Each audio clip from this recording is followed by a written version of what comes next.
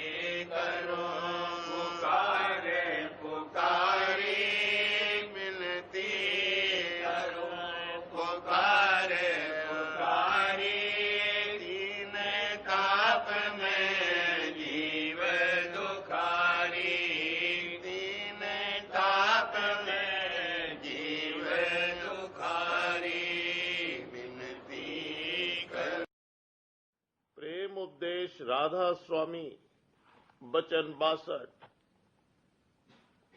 सब कारज हुजूर राधा स्वामी दयाल आप कर रहे हैं और सबका काम आप पूरा करेंगे।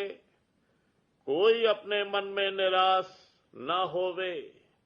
जैसा तैसा जो कोई उनका है, यानी जिस कदर जिसने उनके चरणों की शरण ली है, उनको सबका ख्याल है और सबका काम थोड़ा या बहुत जैसा होता है आप बनाते जाते हैं और एक दिन सबको जरूर अपने चरणों में पहुंचावेंगे और वहां ही रखेंगे, पर उनका सच्चा दास हो जाना चाहिए और जिस कदर हो सके उनके चरणों में उनकी दया का बल लेकर दीनता के साथ गहरी प्रीत करना चाहिए और किसी संसारी बल का भरोसा नहीं रखना चाहिए।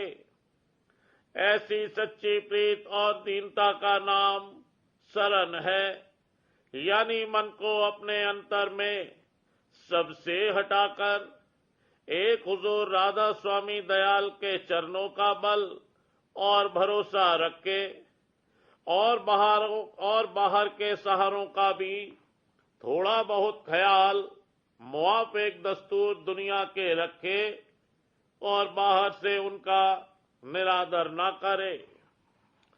वचन 63।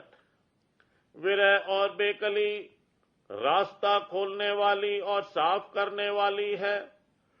जिन जिन को राधा स्वामी दयाल ने ऐसी हालत दी है या आगे देवें, वह अपने बड़े भाग समझें कि हुजूर राधा स्वामी दयाल अपनी खास बख्शिश देने के लिए उनकी गणत कर रहे हैं और खास बख्शिश हुजूर राधा स्वामी दयाल की यही है कि चरणों में गहरा प्रेम और आनंद आवे।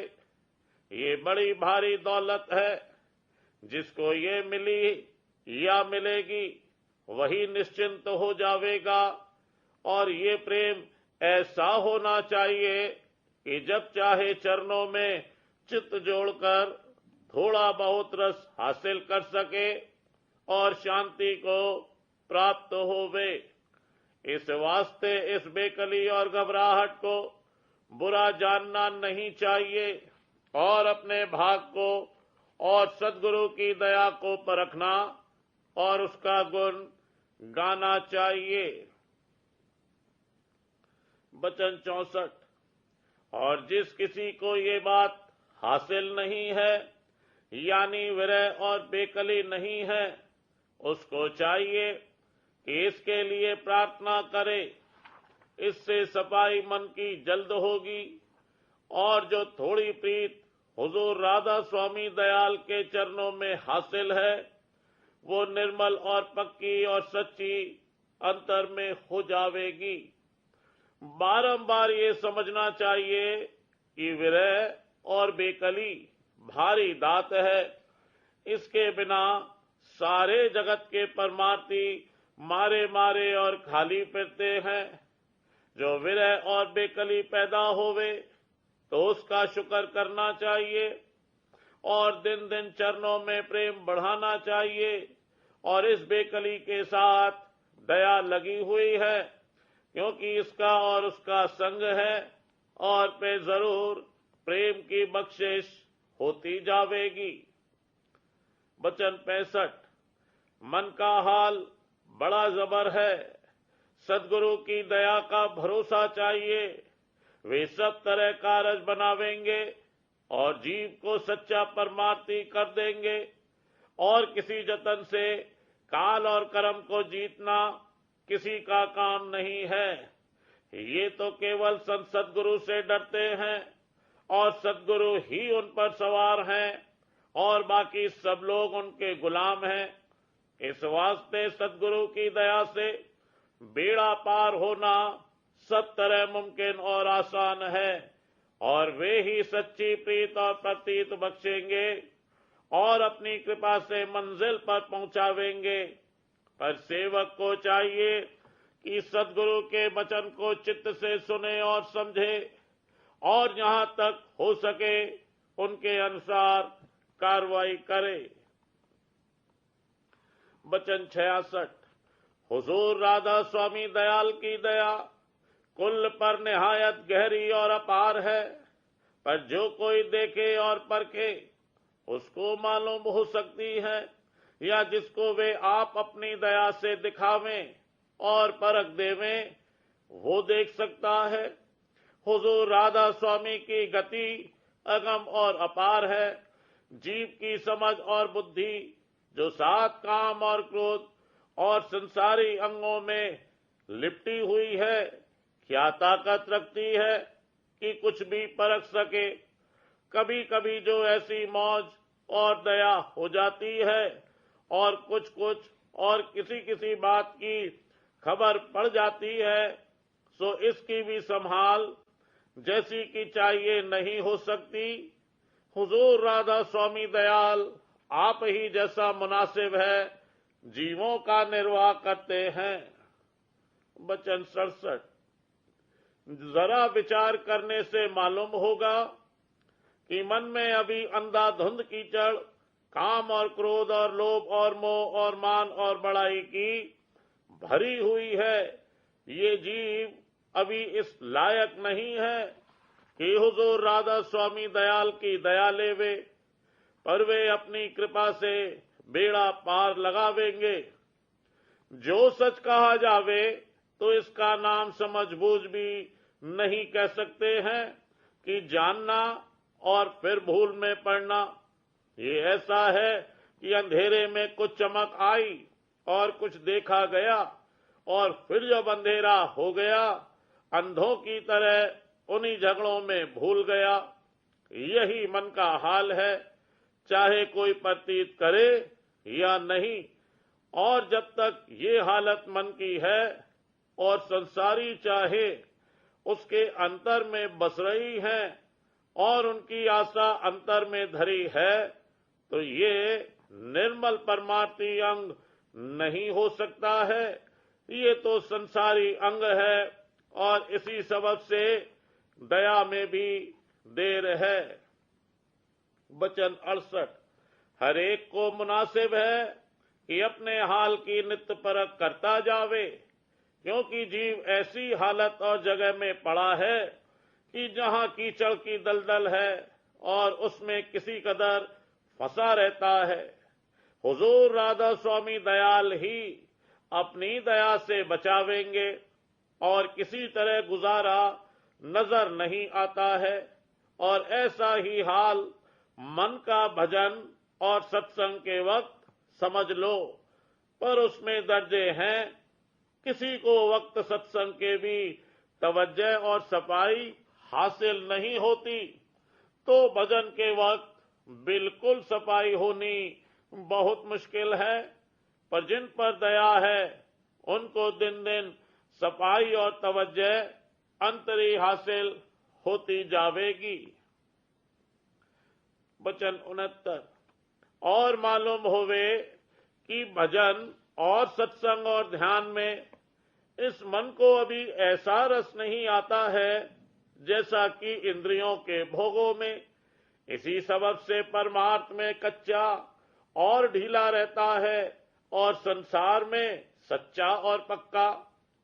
पर आहिस्ता आहिस्ता जिस पर की मेहर है उनको सदगुरु दयाल राधा स्वामी आप संभालेंगे, और जब तब अपने दर्शन और जरा जरा कुदरत दिखलाते हुए और संसार और भोगों से डराते हुए इस जाल से निकाल लेवेंगे।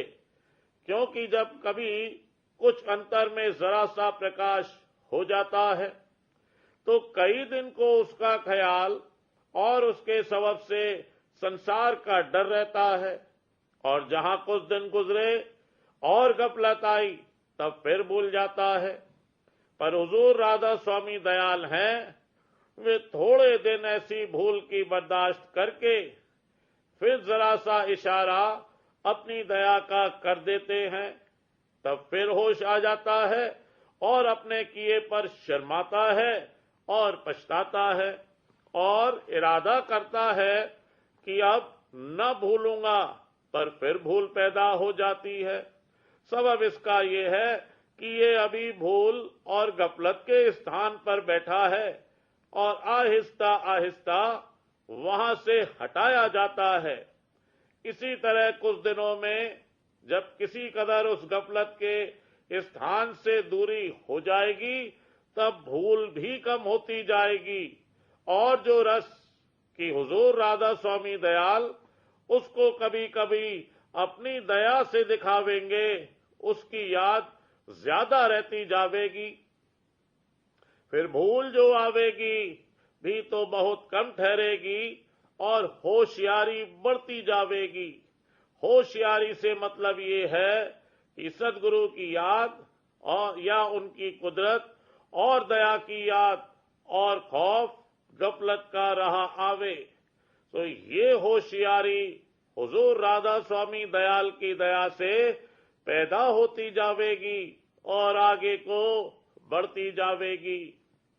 इसमें जल्दी नहीं करना चाहिए।